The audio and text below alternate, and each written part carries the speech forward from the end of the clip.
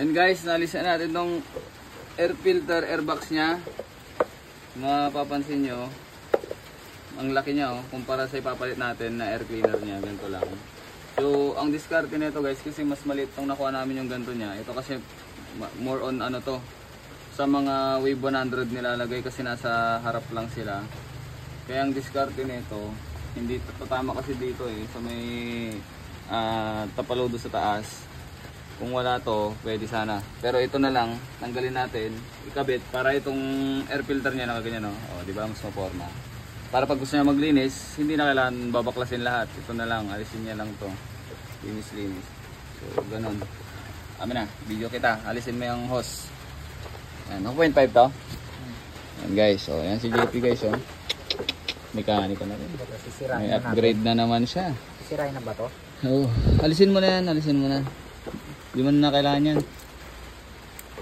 Pero nga nakadikit lang. Ito guys, in-adjust yung pin kanina. Yung pinakita ko sa Mayday ko, in-adjust yung pin para tumipid ng onte. Yan, adjust lang itong pin ng carburetor niya. Pero mas advisable, palit kayo ng D-type pag sa mga nakarusi na GY6 na engine, yung mga Passion.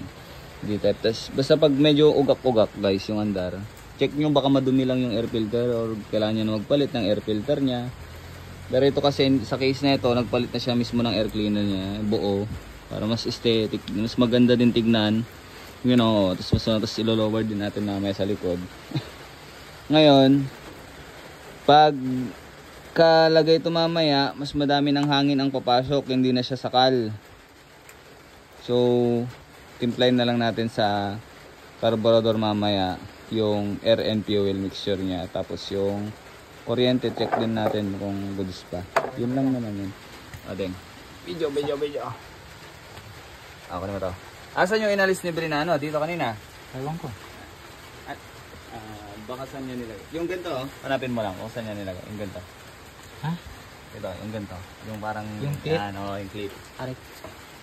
Kailangan nun.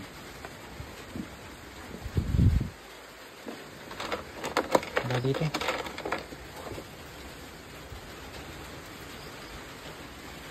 Ito.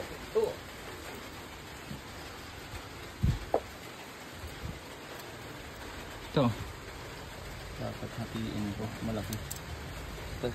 May kutsilyo dyan. At isin mo to. Para pumasya to. Karit. Pwede. Ay oo. Ganunin mo.